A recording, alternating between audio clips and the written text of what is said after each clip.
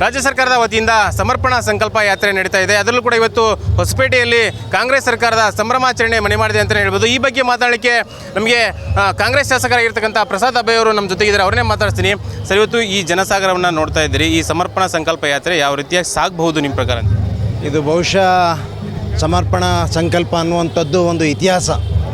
ಬಹುಶಃ ಲಕ್ಷಾಂತರ ಜನರು ಇವತ್ತು ಇಡೀ ರಾಜ್ಯದ ಉದ್ದಗಲಕ್ಕೂ ಕೂಡ ಜನಸಾಗರ ಹರಿದು ಬರ್ತಾ ಇದೆ. ಬಹುಶಃ ಈ ಥರದ ಯಶಸ್ವಿ ನಾವೆಲ್ಲಿನೂ ಕೂಡ ಯಾವ ಕಾರ್ಯಕ್ರಮವನ್ನು ನೋಡಿಲ್ಲ. ಬಹುಶಃ ಇದರ ಅರ್ಥ ಜನ ಕಾಂಗ್ರೆಸ್ ಸರ್ಕಾರವನ್ನು ಒಪ್ಕೊಂಡಿದ್ದಾರೆ, ಕಾಂಗ್ರೆಸ್ ಸರ್ಕಾರದ ಆಡಳಿತವನ್ನು ಒಪ್ಕೊಂಡಿದ್ದಾರೆ.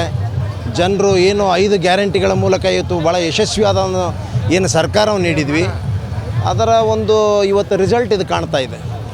ಸರ್, ಈಗ ತಮ್ಮ ಕ್ಷೇತ್ರದಿಂದ ಎಷ್ಟು ಜನರನ್ನ ಕರೆ ತಂದಿದ್ರಿ ಈ ಸಮಾವೇಶಕ್ಕೆ? ಅಲ್ಲ, ನಾವು ನಮ್ಮ ಕ್ಷೇತ್ರದಿಂದ ಈ ರೀತಿ ವೆಹಿಕಲ್ಸ್ ಮಾಡಿ ಇಷ್ಟು ಜನ ಅಷ್ಟು ಜನ ಅಂತಿಲ್ಲ.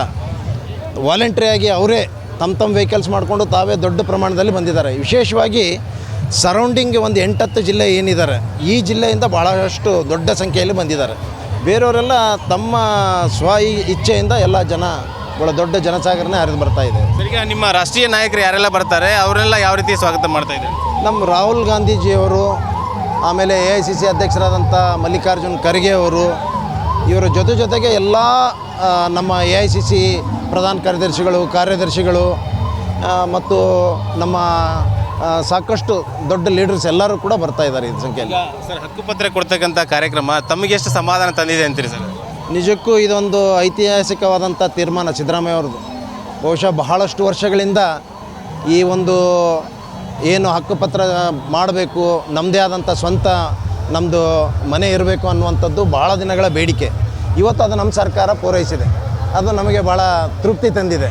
ಭಾಳ ದೊಡ್ಡದಾದಂಥ ಕೆಲಸ ಇದು. ಇದಿಷ್ಟು ಪ್ರಸಾದ್ ಅಭಯ್ ಅವರು ಹೇಳ್ತಕ್ಕಂಥ ಮಾತು. ಏನು ರಾಜ್ಯ ಸರ್ಕಾರದ ಕೆಲಸ ನನಗೆ ತೃಪ್ತಿ ತಂದಿದೆ, ಹಾಗಾಗಿ ಈ ಒಂದು ದೊಡ್ಡ ಮಟ್ಟದಲ್ಲಿ ಜನ ಇವತ್ತು ಕಾಂಗ್ರೆಸ್ ಸರ್ಕಾರವನ್ನು ಒಪ್ಪಿಕೊಂಡಿದ್ದಾರೆ ಅಂತಕ್ಕಂಥ ಮಾತನ್ನು ಹೇಳ್ತಾ ಇದ್ದಾರೆ. ಕ್ಯಾಮ್ರಾಮನ್ ಗಜನನ ಜೊತೆಗೆ ಪಾಂಡುರಂಗ ಜಂತ್ಲಿ, ಪಬ್ಲಿಕ್ ನೆಸ್ಟ್, ವಿಜಯನಗರ.